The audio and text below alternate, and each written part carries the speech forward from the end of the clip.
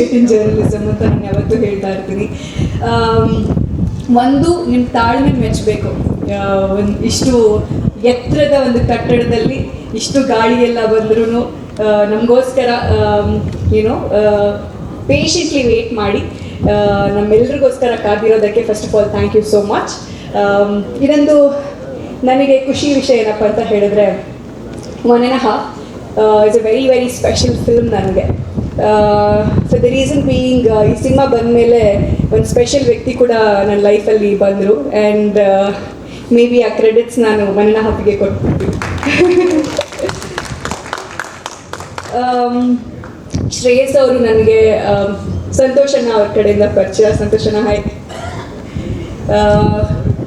ಅವ್ರು ಬಂದಾಗಲೇ ನಾನು ಐ ಥಿಂಕ್ ಪ್ರೀವಿಯಸ್ ಪ್ರೆಸ್ ಮೀಟಲ್ಲೇ ಹೇಳಿದ್ದೆ, ಏನೋ ಒಂದು ಚಾರ್ಮ್, ಏನೋ ಒಂದು ಮಾಡ್ತಾರೆ ಹುಡುಗ ಅಂತ.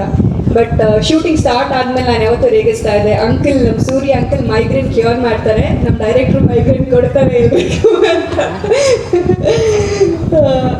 Do you agree with me uncle? But jokes apart, cinema ತುಂಬ ಚೆನ್ನಾಗಿ ಮಾಡಿದ್ದಾರೆ. ನೀವು ವಿಜುವಲ್ಸಲ್ಲಿ ನೋಡಿರ್ತೀರ.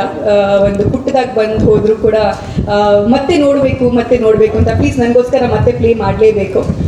ಆ್ಯಂಡ್ ಸಾಂಗ್ಸ್ ಬಗ್ಗೆ ಹೇಳಲೇಬೇಕು ನಾನು. ಹ್ಯಾವ್ ಟು ಮೆನ್ಷನ್ ಮಣಿ ಅಣ್ಣ, ಒಂದು long lost friend, not lost friend, like of course ಎಲ್ಲೋ ಅಲ್ಲಿ ಇಲ್ಲಿ ಒಂದೊಂದ್ಸತಿ you know we keep losing each other, we keep gaining each other ಅಲ್ವಾ?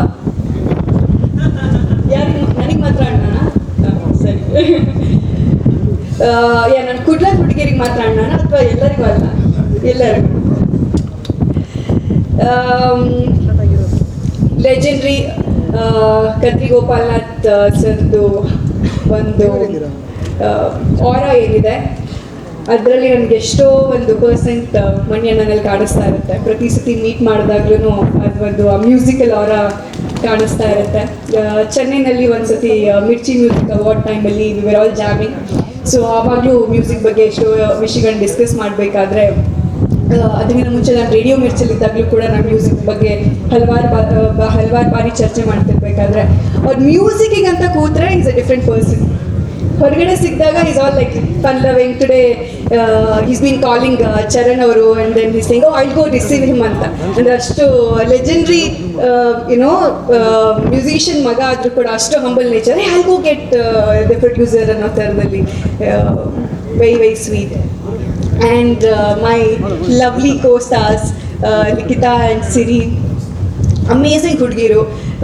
ಇನ್ಫ್ಯಾಕ್ಟ್ ಯಾವುದೇ ಸಿನಿಮಾದಲ್ಲಿ ಮೋರ್ ದೆನ್ ಒನ್ ಹೀರೋಯಿನ್ಸ್ ಇದ್ದಾಗ ಏನಾಗುತ್ತೆ ಅಂತ ಹೇಳಿದ್ರೆ, ಎಸ್ಪೆಷಲಿ ಅದು ಸೀನಿಯಾರಿಟಿ ಜೂನಿಯರ್ಸು ಆ ಥರ ಎಲ್ಲ ಬಂದಾಗ ನಾನು ಕೂಡ ಎಷ್ಟೋ ಸಿನಿಮಾಗಳಲ್ಲಿ ಎಕ್ಸ್ಪೀರಿಯನ್ಸ್ ಮಾಡಿರೋದು.